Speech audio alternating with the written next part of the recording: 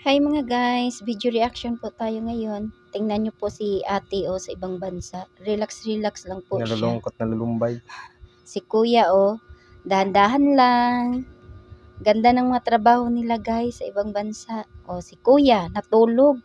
Siguro, galing ito sa diskuhan. Antok na antok. Si ate, kabidyo call niya yung jowa niya.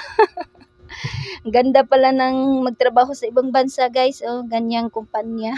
Yung dalawa, nagmamarites lang. Marites. Ano kayang pinag-usapan yan sa dalawa na yan?